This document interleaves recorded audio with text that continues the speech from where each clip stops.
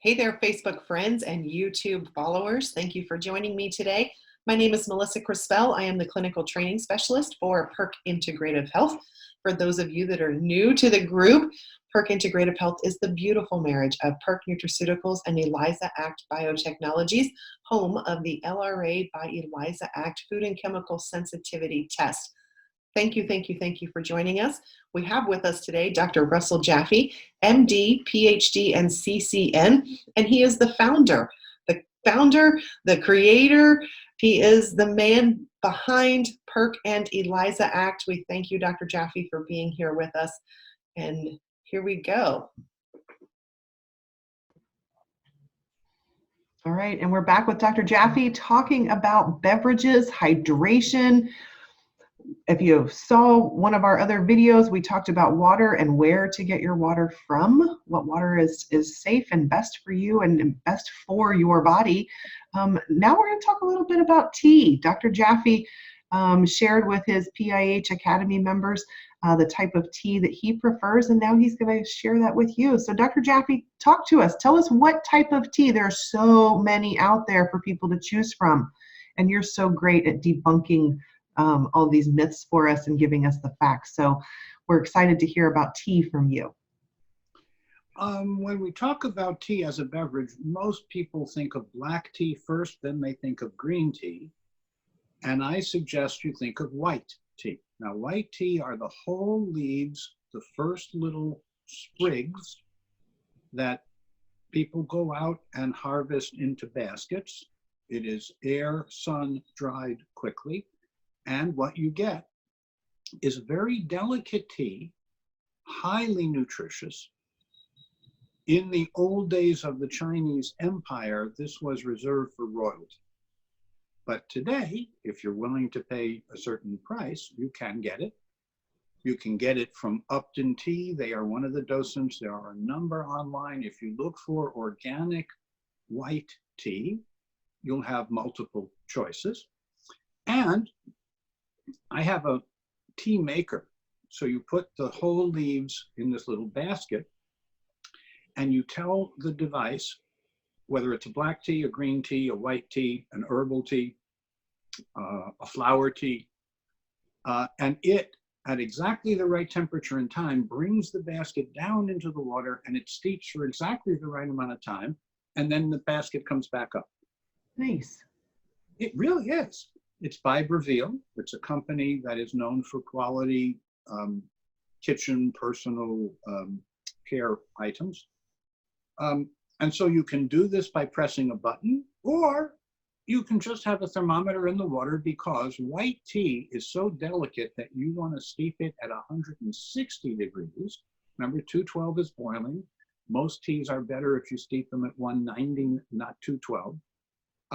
And the white teas, as will probably somewhere in the information about the tea, they will let you know that if you really want to get the most aromatic and beneficial polyphenolics and other essentials, you want to steep at 160 degrees for roughly 5 to 8 minutes. Good to know.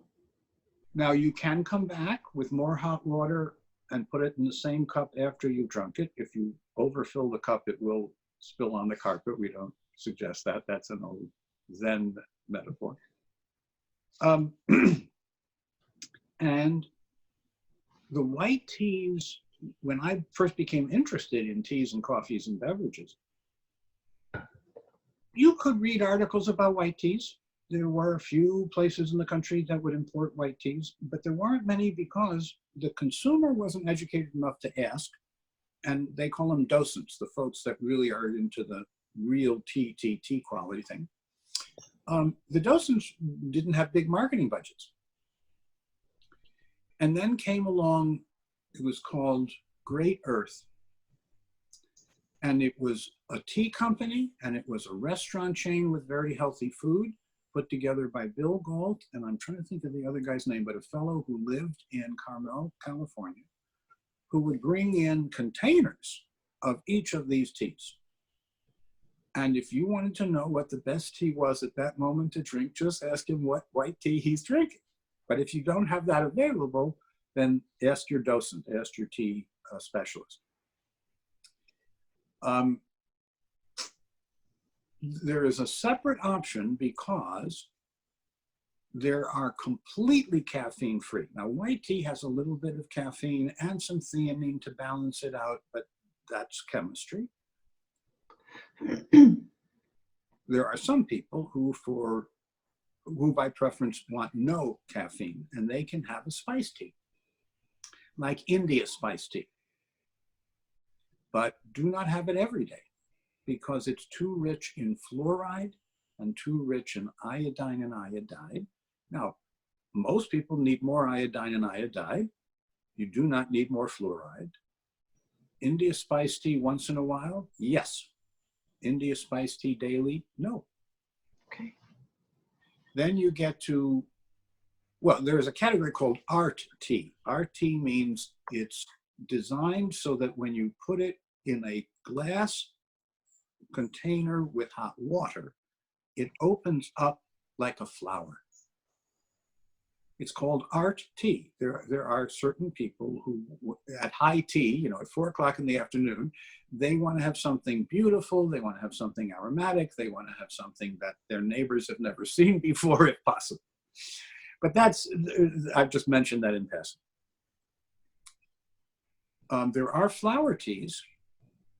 For example, hibiscus. There's a biodynamic hibiscus tea put out commercially by the Republic of Tea, which is a brand you could find in a good market.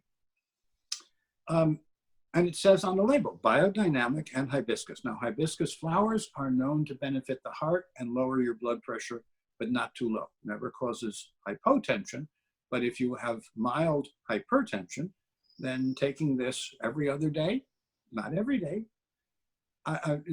This is a point that I rarely get to make, but thanks for letting me make it now. If you do something every day in the same way, your body adapts and you lose much of the effect. If you have a wide variety of foods and beverages in a wide variety of ways, your body stays more interesting and interested. Dr. Jaffe, I heard you share your fluoride and Indian spiced tea tidbit. Will you share that with our group today, please? Yes, thank you. So I fell in love with India spiced tea, and I was having it very, very regularly. And then, as we do every 6 months, my lymphocyte response assay, my LRA test was done. And the results came back, and I was so surprised because it said I had fluoride sensitivity. Now, I have EcoDent, which is a fluoride-free dentifrice by choice. I have shampoos that will certify themselves to be fluoride-free and so forth. And I don't get involved with a lot of cosmetics, but if I did, they would have to be fluoride. When the results come back and they don't agree with what you want, as a consumer, as a participant in life, my first response was, I don't agree, which means I don't like the result. It isn't what I expected. I'm not even sure where I would get exposed to it. Well, from cross-reactivities between pathogens in your gut and food chemical sensitivity reactive antigens to what it turned out to be something that was on the package. My India spiced tea said fluoride rich. Now, there was a time when people thought that fluoride would make your bones stronger and that fluoride would reduce osteopenia and osteoporosis. In fact, fluoride makes brittle bones that if you fall, you're more likely to fracture. So, in the words of Mel Brooks, the 2,000-year-old man, don't do that. And the reason that fluoride is often added in the water supply is because in order to make aluminum, you will end up with a mountain of hydrofluoric acid, which is very toxic.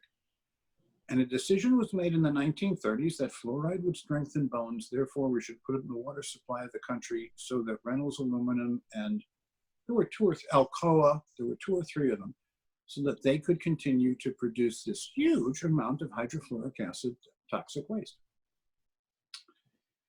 Now, back to the good news. In regard to some of these beverages, and maybe we can talk another time about it, there are very specific health benefits to quality teas, and I can suggest how to be sure you're getting a quality tea from a quality source, but more importantly, we could, if you want, on another occasion, discuss the benefits of tea in a life well lived. All right, we'll do that. Thank you very much, Dr. Jaffe.